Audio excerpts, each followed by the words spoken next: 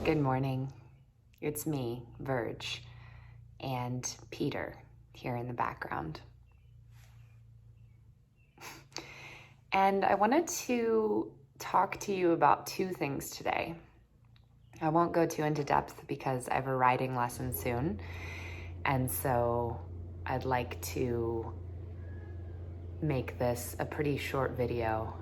I guess you can hear the washing machine in the background, but I'm gonna let that keep running and not need this video to be perfect because you know what? I wanna talk to you, so I wanna record this.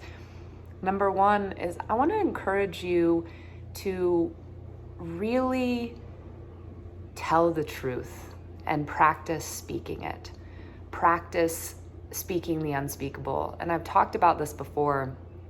Recently, my cousin, who is a therapist, inspired me a little bit more with this, and there are theories behind this, and it's part of a larger idea about which there is much research. I'm going to make it very simple in my understanding of it right now and possibly botch it. The idea is that our thinking brain is the most the newest part of us, the youngest part of us, as in it's the most recent part of humans to develop. And while our society and culture lauds it as what puts us above everything else, actually our bodies and our emotions are much older and much wiser than our newest capacities and capabilities, like thought and language and words being part of that.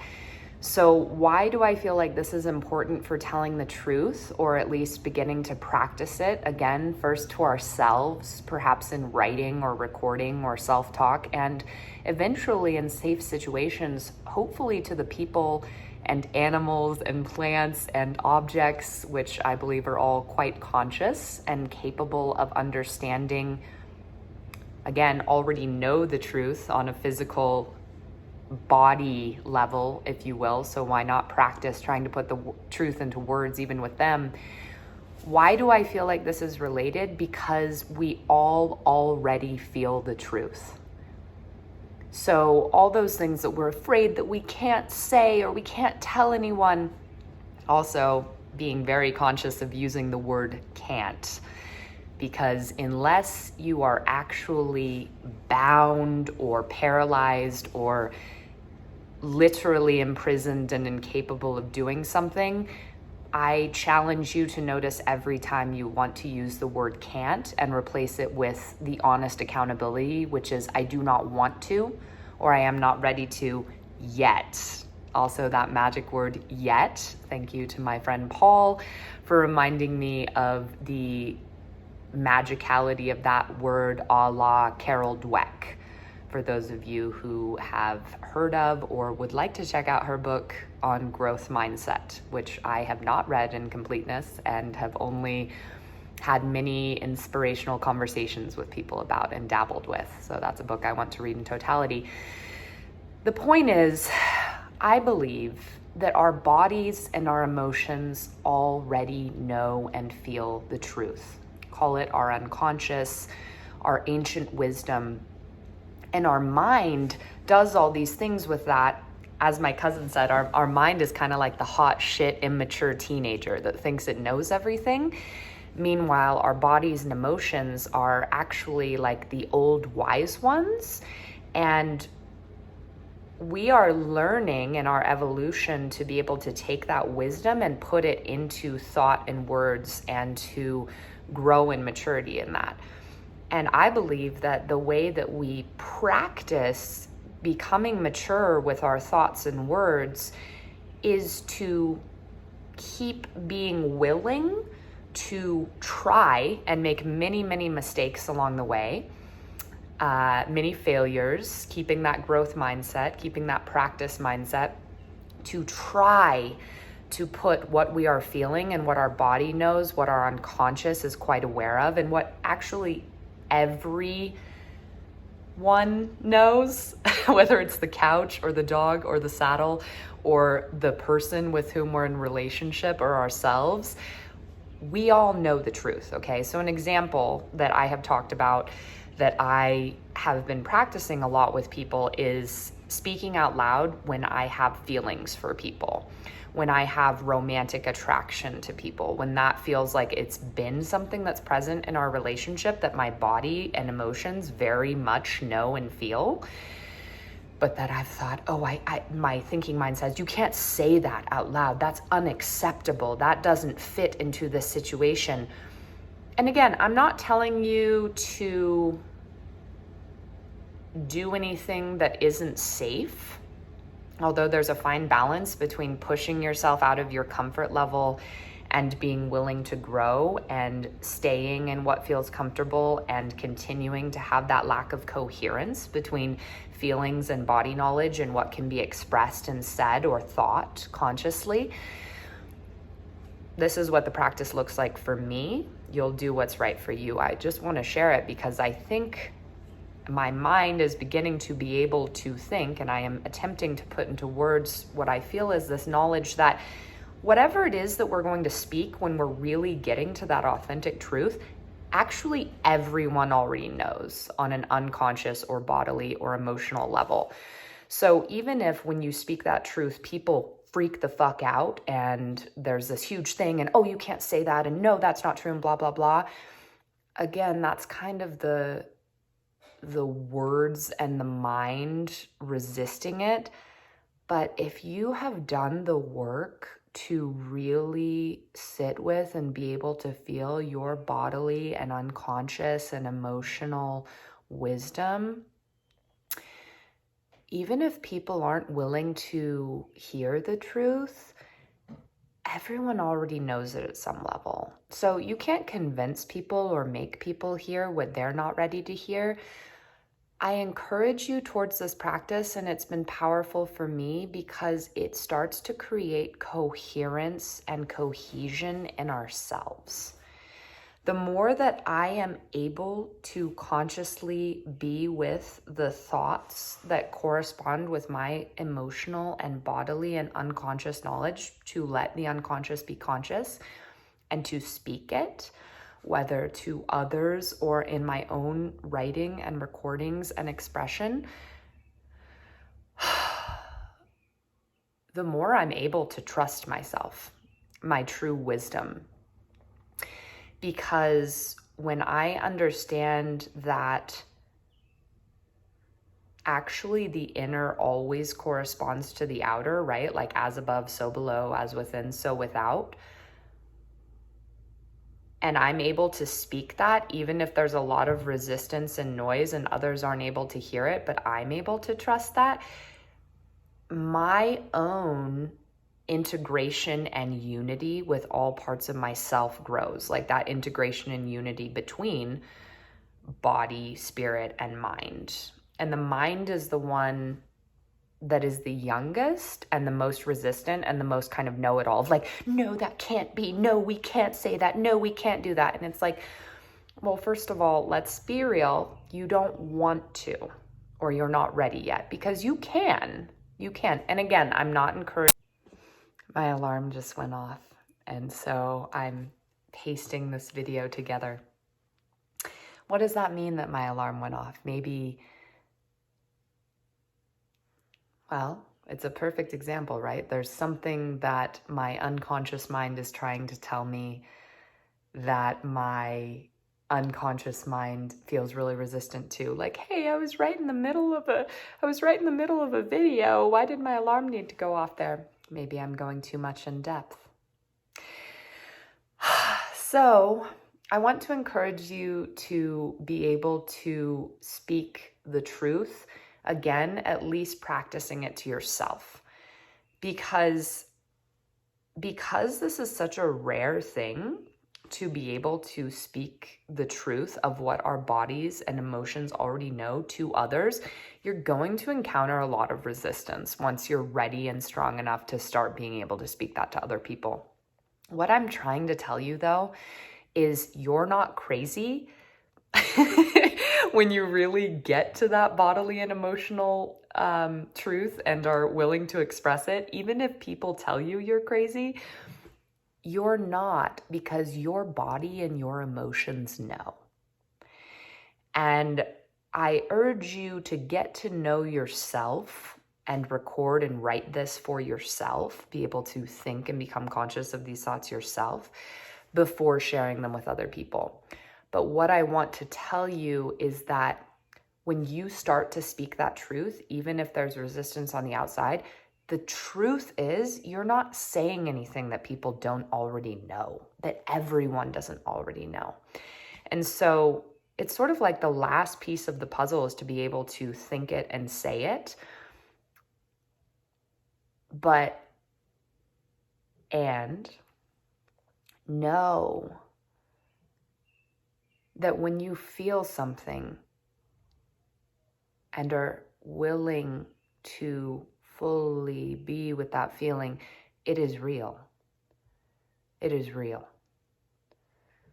And everyone already knows, because we are all one in our collective unconscious, in our one body that we are a part of, in energy, which is all one, and emotions being energy in motion. So when you begin to be able to speak the truth, even if it seems so taboo and this will ruin everything, I can't say this out loud, everyone already knew. It was just unspeakable before, or people were unwilling to become conscious of it. Although unconsciously, bodily, emotionally, everyone already knew. And the other thing that I wanted to say is just, I want to encourage you to get to know yourself and what you want. Here is an example. Recently with a friend, I shared a Thich Nhat Hanh quote, which is, "You must love in such a way that the one you love feels free." And my friend said to that, "Well, that doesn't sound like America's definition of marriage." To which I responded, "Why would you let anyone else define what marriage is for you? Why would you let America..." Also, interesting that we were talking about love, not necessarily marriage, but this is what this person was working through.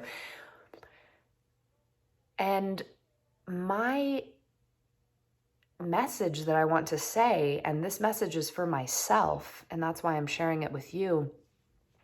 We spend so much time wanting to project and complain about society and culture and countries and how they make things like this, and how terrible humanity is for having made it this way and trapped us into these things. And, well, but I can't do this because this is what society says love is, and so I'm trapped in that.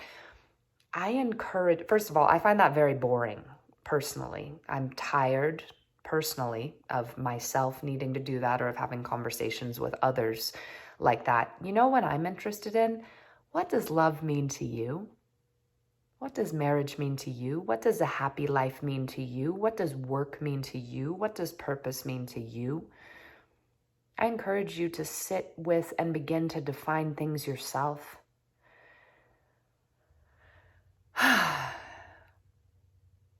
Instead of getting angry at all of the outside things that you think are making it so that you can't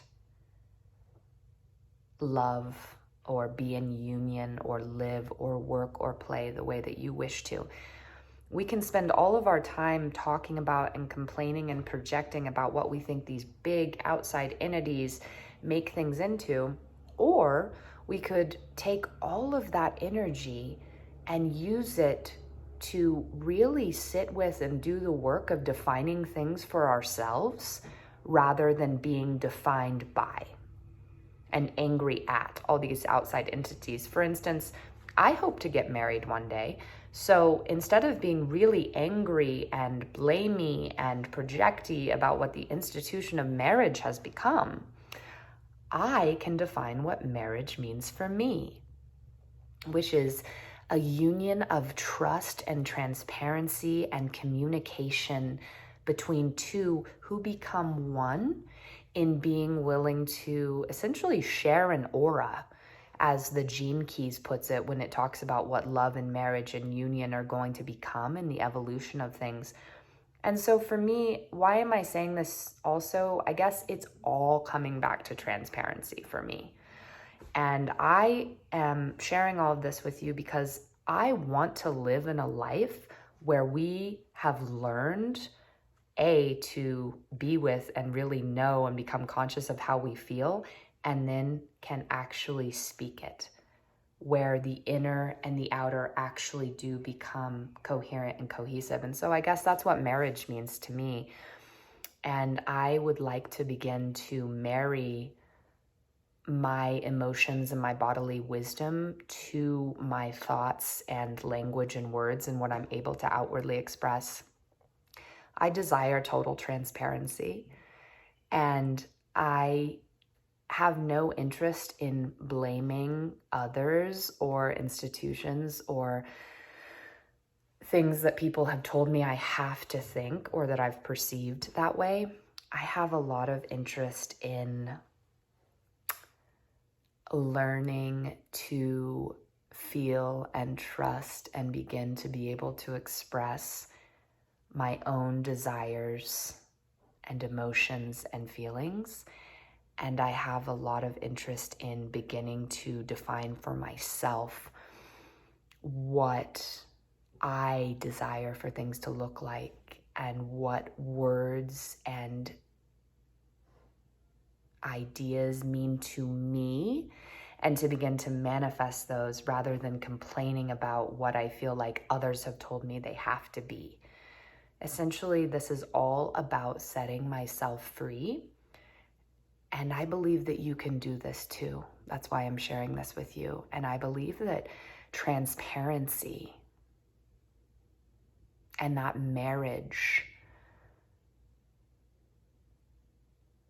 between body and mind and heart and spirit, whether the marriage is happening within ourselves and our... My alarm went off again. I need to go. But whether that marriage is happening within our inner and outer selves or within our relationship with others, transparency is the key. And it's not an all or nothing, suddenly we're going to be completely transparent. I mean, there's so much that we haven't even been willing to be transparent about within and about ourselves. It's a gradual step-by-step thing. And I'm just inviting you to be on that journey with me, because everything that is hidden will be revealed. Like, everyone already knows the truth of all of this.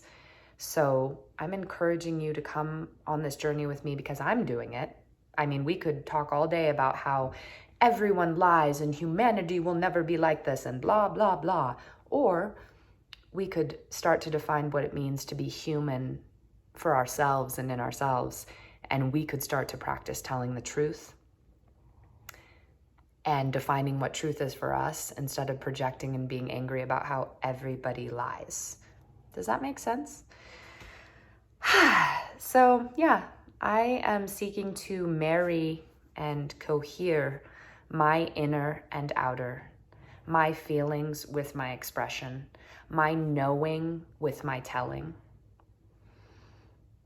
my relationship with myself with my relationship with others. And I hope that you'll join me on that journey. And it's time for me to go to my writing lesson. I love you very much. Thank you for being here with me. And I hope that in me sharing some of my truth and my story, it reflected some of yours.